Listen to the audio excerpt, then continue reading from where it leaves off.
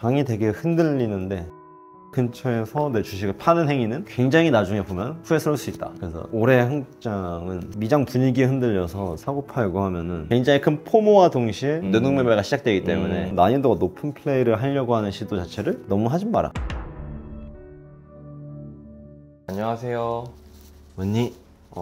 좀 너무 일어서 힘든데? 지금 제가 보이는 계좌는 빨간색인 것 같은데 아닙니다. 버는 부분만 또 보여주시는 거예요? 사기꾼이잖아. 이렇게도 하고 벌기도 하는데 어제는 이제 코스닥 코스피 한 3%씩 빠지니까 네.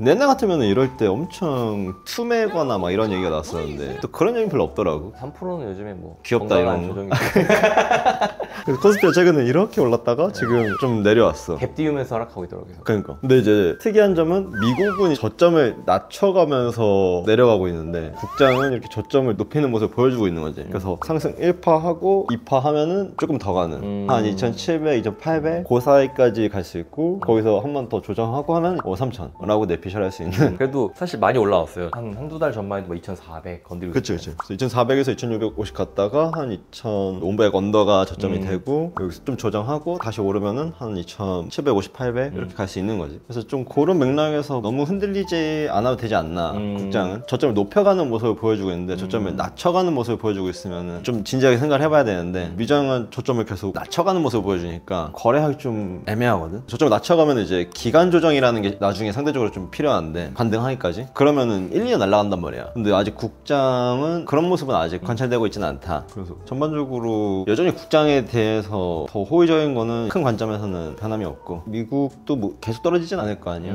나스닥 기준으로 뭐 17,000 뭐 이제 그 아래로 내려오기 시작하면은 시장에서 또 많은 매수 수요가 자극될 거고 나스닥 기준으로 15,000 요 근처로 오면은 눈 감고 있을 순 없단 말이지. 우리가 주가가 내려서 경기 침체가 일어난다 라는 맥락도 얘기했었잖아. 그런 측면에서 이제 하락하는 걸 어느 순간부터는 이제 마냥 놔두진 않을 거다.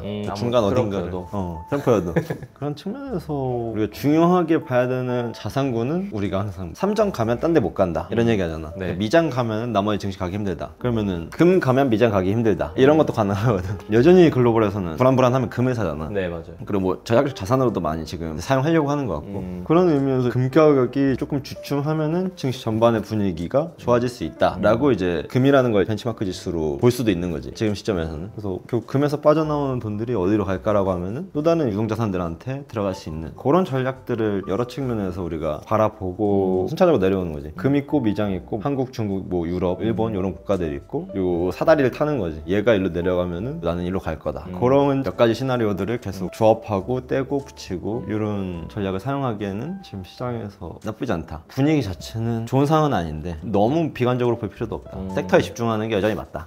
그러면 지금 조선은 어떤가요? 조선은 최근에 이제 미포 같은 경우도 고점대에 한 40% 조정을 겪었으니까 매수하기 나쁘지 않은 가격이었다. 10만원, 뭐 11만원 근처에서는 되게 괜찮은 가격이었던 것 같고 1분기 실적 나오고 이제 그러기 시작하면은 여름까지 여전히 매수 타이밍은 나쁘지 않다. 미국이 중국 조선을 견제한다는 이런 메시지는 그냥 상시로 나오고 있고 관심이 거기서 많이 빠져나온 상황이라서 약간 노이즈가 끼고 있거든. 방산 조선은 지금 시장에서 높은 위치에 있다 보니까 노이즈가 약간 끼고 있어. 중국이 생각보다 점유율 경쟁이 너무 빡세서 한국 탱커나 그런 쪽은 다 망할 거다. 뭐 상선업체들은 경쟁이 별로 없다. 뭐 이런 노이즈가 끼고 있는데 미국의 우호적인 동맹국들은 결국 중국 배를 살 수 없거든. 근데 그 수요만 해도 지금 사이클을 유지하거나 이어가는 데는 큰 문제가 없어서 뭐 그런 전략 측면에서 전혀 조선에 아직 나쁜 상황은 아니다. 지금 시장이 불안하니까 평균치보다 계속 내려와주고 있어서 요럴 타이밍을 잘 분할로 챙겨주는 것도 중요한 전략이지. 그런 전략이 있는 것 같고 최근에 현대차가 막 미국에 31조인가 투자했다 했잖아. 조금 샀다가 물렸는데 물리니까 조금 생각을 하게 되더라고. 이게 과연 괜찮은 건가? 관세를 피하기 위해서 이 31조라는 게 괜찮은가? 라고 생각하면 실수한 거일 수도 있겠다. 왜냐면 트럼프는 4년이잖아. 그쵸. 근데 공장은 4년 뒤에 어떡할 거야? 그쵸. 공장은 뭐 당장 지어지는 게 아닌데. 그러니까 현지에서 생산하면 된다. 이게 말이 쉽지만 가면은 높은 인건비랑 그쵸. 규제 영역도 좀 다르고 안 하는 이유가 있죠. 지금 미국 기업들도 자기 나라에 생산 안 하는데. 그러니까 결국 이 모든 행위가 중국의 생산성이랑 경쟁하는 구조잖아. 그런 의미에서 이 31조의 투자가 과연 괜찮은 거였나? 라는 생각을 물리니까 하게 되더라고.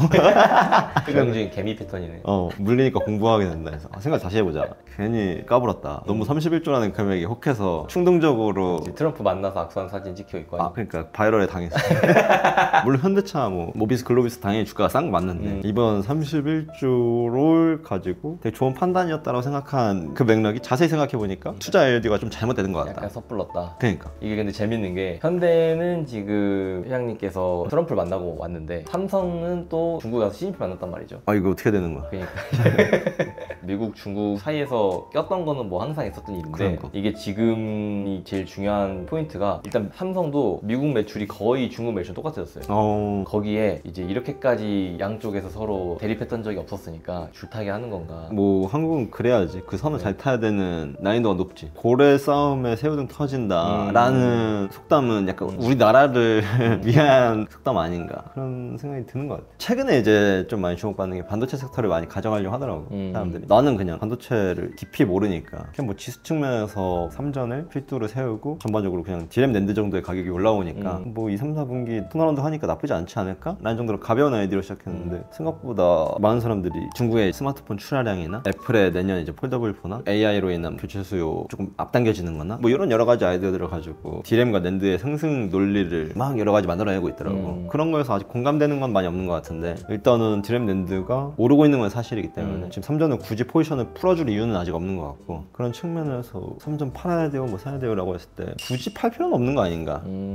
그리고 이번에 샘 알트만이랑 일론 머스크가 그룹도 그렇고 챗GPT도 그렇고 상위에 너무 많아서 지표 부족하다 계속 과부하 걸린다 라는 얘기 하잖아. 수요가 계속 더 증가하는 모습을 보여주고 있다 보니까 반도체 섹터에 투심이 돌아서는 건 또 시간 문제일 것 같다. 네, 그 챗GPT로 지브리 버전으로 만드는 거 아시죠? 이제 내 와이프까지 챗GPT 써. 그치. 네, 이게 되게 중요하잖아요. 맞아. 이걸 관심 없는 사람들이 관심 갖기 시작한다. 네. 요거 이제 되게 깊이 들어오고 있는 거잖아. 그렇죠. 완전 일반 소비자들한테까지 그러니까. 챗GPT가 적어도 지브리로 바꾸는 그치. 거더라도 맞아. 의미가 있는 거죠. 그러니까 사람들이 이제 실제 써보고 재미를 느끼기 시작했고 AI라는 영역에서 B2C로 가까워지고 있는 과정이잖아. 맞아요. 그럼 이제 이거는 다른 쪽으로 이제 파생되는 게 심적으로 맞아요. 거부감이 없어지니까 맞아요. AI 붙임 뭐 예를 들면 폴더블 폰이든 그런 기능을 넣었을 때 사람들이 훨씬 더 호의적으로 교체 수요가 증가할 수 있는 그 맥락이 이제 시작점인 거지. 그 지브리 같은 게. 그래서 그런 측면에서 반도체 섹터는 향후 뭐 1, 2년 전혀 나쁠 상황은 아닌 것 같다. 작년만 해도 이제 B2B 단에서 계속 일이 일어났는데 이제 B2C 영역으로 확장될 수 있는 대중들한테 좀 와닿는 컨텐츠로 시작됐기 때문에 충분히 반도체는 또 나쁘지 않지 않을까. 그래서 뭐 장이 되게 흔들리는데 2,500 근처에서 내 주식을 파는 행위는 굉장히 나중에 보면 후회스러울 수 있다. 그래서 올해 한국장은 섹터를 잘 고르는 것도 중요한데 막 미장 분위기에 흔들려서 사고 팔고 하면은 돈깡이가 뭐 한 2,750 오면은 또 조정 주고 3,000 갈 수도 있어 그랬으니까 뭐 거기 가서 한번 팔고 다시 사야지 이런 생각이 그냥 들었다 그래서 하려고 하면 안 돼. 파도 기가 막히게 타봐야지. 서핑 좀 해볼까? 이런 생각은 웬만하면 접으시는 게 좋다. 저점을 높여가면서 상승하고 있으니 그걸 잘 즐겨야지. 이 중간 타이밍을 맞추려고 내가 시도할 때 굉장히 큰 포모와 동시에 뇌동매매가 시작되기 때문에 이 타이밍을 나도 뭐 맞출 수 있으면 당연히 맞추겠지. 근데 이제 그러지 않고 그냥 가만히 기다리거나 좀 비중만 일부 조절해주거나 전체를 들락날락 거리지 않거든. 그래서 좀 그런 난이도가 높은 플레이를 하려고 하는 시도 자체를 너무 하지 마라. 그거 아니어도 나쁜 상황은 아니기 때문에. 그래서 지금 코스피의 하단은 아래로 많이 열어봐야 뭐 2,400, 2,350일 것 같고 여기 더 떨어진다 그러면은 대출 이렇게 해야지. 그때부터 이제 레버리지 막 증가해서 살 타임인 거고. 너무 쉽게 사고 팔고 빈도를 늘릴 필요는 없는 것 같다. 그런 것만 주의하면 직장 뭐 섹터 잘 고르면 나쁘지 않은 상황이어서 너무 계좌 변동성에 흔들리지 않기를. 저도 흔들리고 있지만 여러분만 흔들리지 않기를. 알겠습니다. 오늘 또 좋은 말씀 해주셔서 감사합니다. 네, 그러면 저는 또 마저 거래하도록 하겠습니다. 안녕.